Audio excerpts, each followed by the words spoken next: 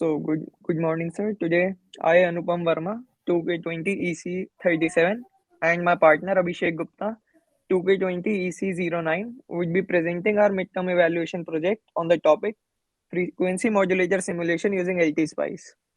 So now moving on to the introduction of the topic. Frequency modulation is a modulation involving the alteration of frequency of the carrier wave under the instantaneous amplitude of the modulating signal, keeping phase and amplitude constant. Modification of the carrier wave frequency is performed to send data or information over small distances. Frequency modulation is a technique or a process of encoding information on a particular signal by varying the carrier wave frequency in accordance with the frequency of the modulating signal. As we know, a modulating signal is nothing but information or message that has to be transmitted after being converted into an electric signal. There are two different types of frequency modulation used in telecommunication: analog frequency modulation and digital frequency modulation. So now moving on to the next slide. In analog modulation, a continuously varying sine carrier wave modulates the data signal. The three defining properties of a carrier wave, frequency, amplitude, and phase, are used to create AM, PM, and phase modulation. The digital modulation categorized as either frequency shift key, amplitude shift key, or phase shift key functions similar to analog.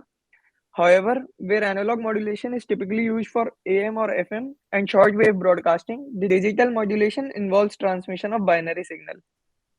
The frequency modulated signals can be generated either by using direct frequency modulation, which is achieved by inputting a message directly onto a voltage controlled oscillator, or by using indirect frequency modulation, which is achieved by integrating a message signal to generate a phase modulated signal. So this is the graphical representation of the frequency modulation. Here we have a message signal and a carrier signal, and we have generated a frequency modulated signal based upon the carrier signal and the message signal.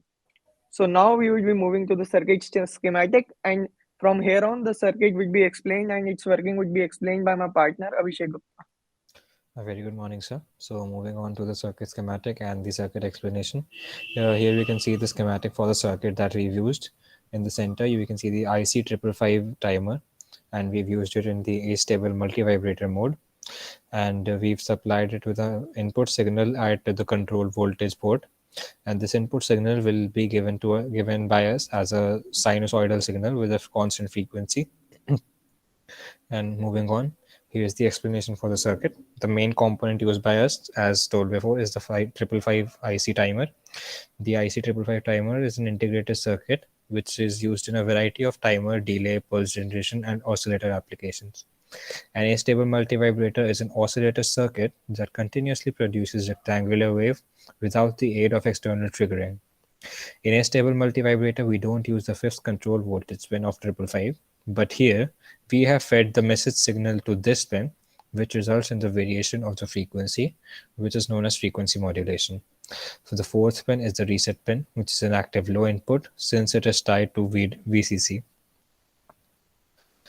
And here is the working principle of the IC555 timer. The central frequency or the carrier frequency, and that is the frequency of the carrier wave, is determined by the expression F naught equals to 1 upon 1.4 RC, where R is equal to the value of R1 equals R2 and C is equal to C1. When an input voltage is applied to the CV pin, that is the control voltage pin, the upper and lower comparator references change to V and voltage V by 2. So when the capacitor voltage becomes less than V by 2, the output becomes high and the capacitor starts charging to VCC through resistor R1 and diode D. Then the capacitor voltage becomes greater than V, the output becomes low and the capacitor starts discharging through resistance R2 and the seventh pin of the IC.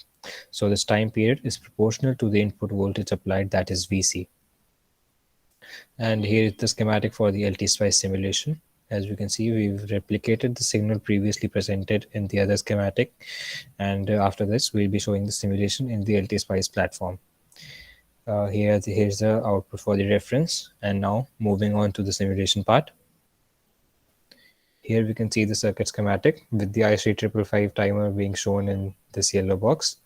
And the reference signal that we applied, the message signal, that is the sinusoidal wave, can be seen here in the form of V2.